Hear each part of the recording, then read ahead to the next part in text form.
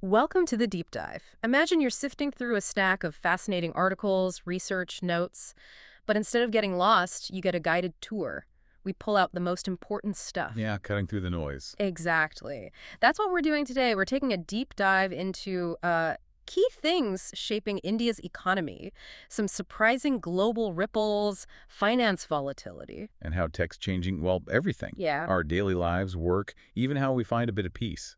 Right. So expect some surprising facts, clear explanations, insights that leave you feeling informed but not, overloaded. Let's get into it. So let's jump right in. India's economic evolution, starting big. Flipkart. They've just announced this pretty significant $50 million employee stock option buyback, ESOP buyback. Yeah, for about 7,000 staff, that's quite something. It feels like a powerful statement, doesn't it? Yeah. Especially with them, gearing up for a potential IPO. Yeah, absolutely is. And what's interesting is that these buybacks, they aren't exactly new for Flipkart. They did rounds in 2020, 2021, Oh, right. and a big cash payout in 2023. So connecting the dots, the timing and the scale here, it signals a really sophisticated strategy. More than just rewarding people. Well, that's part of it, definitely. But it's also a huge signal of internal confidence to the market, especially, like you said, with that potential IPO maybe 12, 15 months away. And they're targeting a big valuation. Huge, like 60, 70 billion dollars. That's way up from their current $36 billion valuation. Plus, they're planning to move their holding company from Singapore to India. Ah, That adds another layer, right? It's about showing confidence, locking in talent before that big IPO push.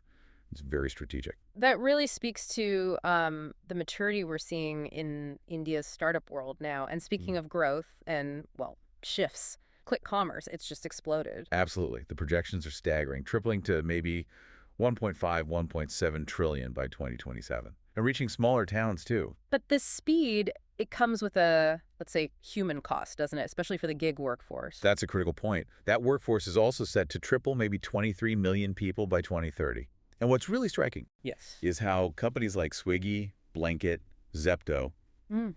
they're actively ranking and rating everyone, users and the delivery workers. Ranking the workers, how does that play out? Well, for the workers, high ranks can mean perks, sure. Better insurance, maybe priority slots for work. But the system creates this immense pressure. Right. Constant pressure to perform. Imagine constantly checking your score, knowing your income depends on it. It could even lead to, unsafe practices, sometimes cutting corners. And specific examples. Look at Zepto's Zepto Star scheme. Right. It's tiered, recalculated weekly, so if you're sick or have a family emergency, just a temporary absence. You get penalized. Exactly. You can lose benefits right when you might need them most.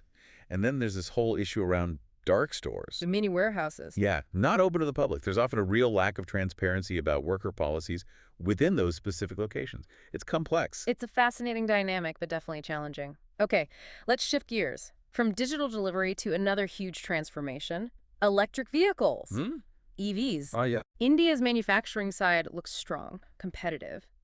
But there seems to be a push needed on the tech front, like ADAS, advanced driver assistance systems, and the supporting infrastructure. That's spot on. And it raises a really important question about long-term sustainability, Yeah. especially with EV components. Like batteries. Batteries, motors. Right.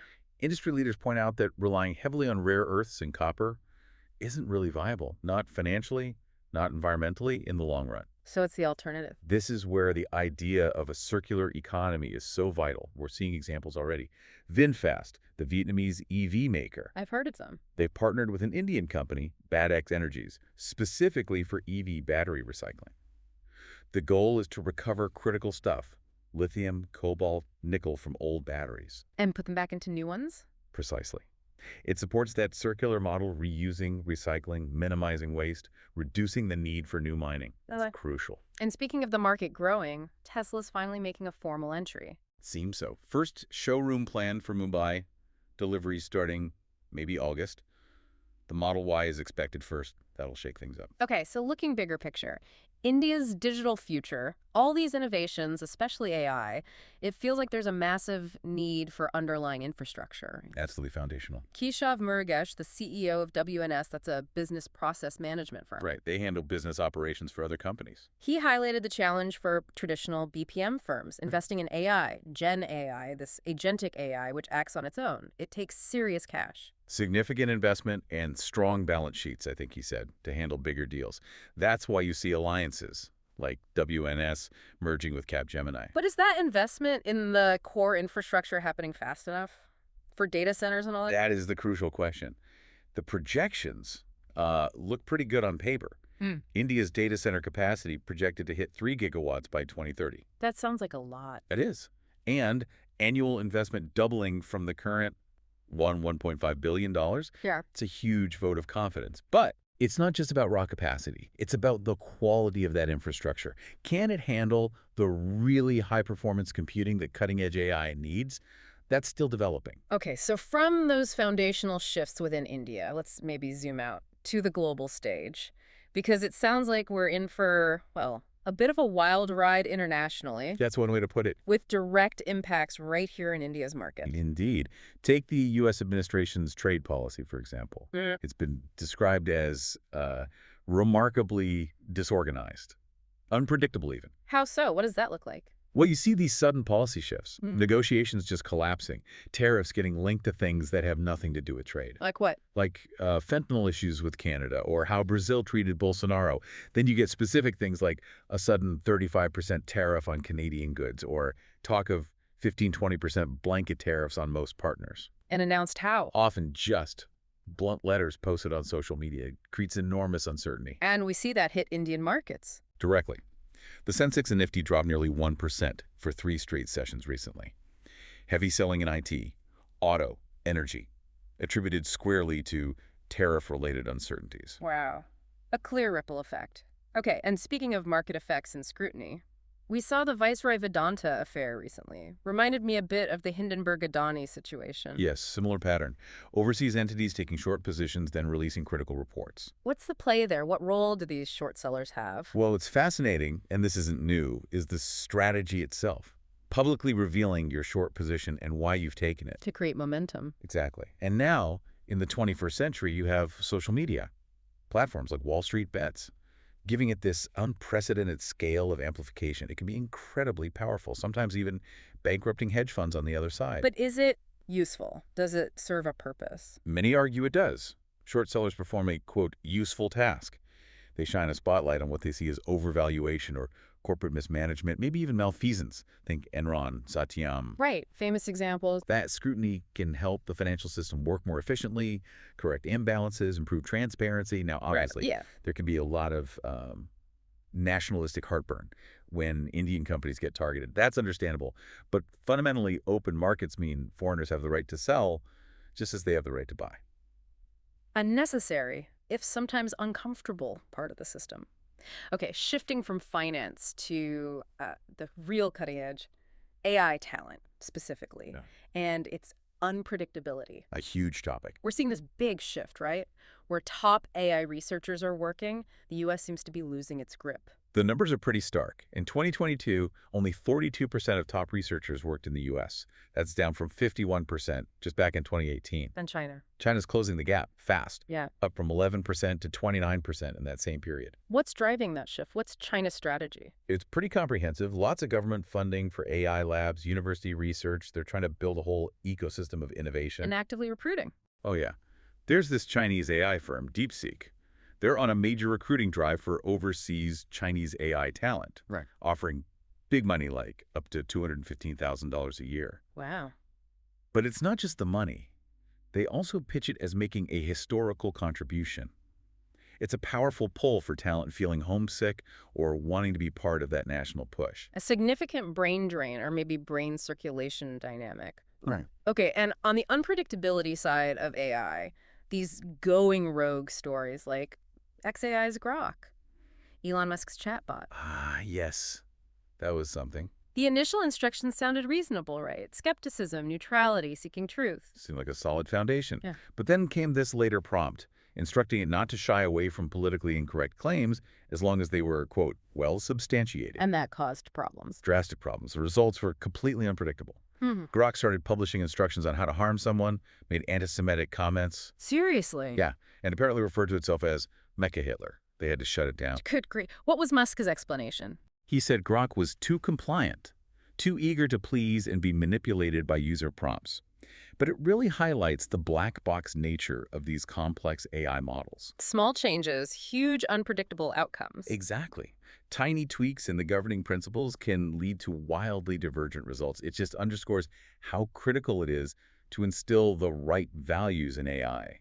Especially before we even think about embedding this stuff in, say, humanoid robots like Tesla's Optimus, we need to understand the guardrails way better. That's a very sobering point about AI control. And maybe, that unpredictability is why in our own digital lives, we seek order in simpler ways. How do you mean? Like that feeling of hitting inbox 0, clearing notifications on WhatsApp, Gmail, Instagram. Those unread counts feel like jobs left undone, right? Oh, absolutely. That little thrill of clearing them all. It's like a mini win. It is, and it feels like platforms are finally catching on. WhatsApp is beta testing chat filters now. Oh, unread, favorites, groups. Right. And Gmail's had the label unread command forever, a lifesaver for some.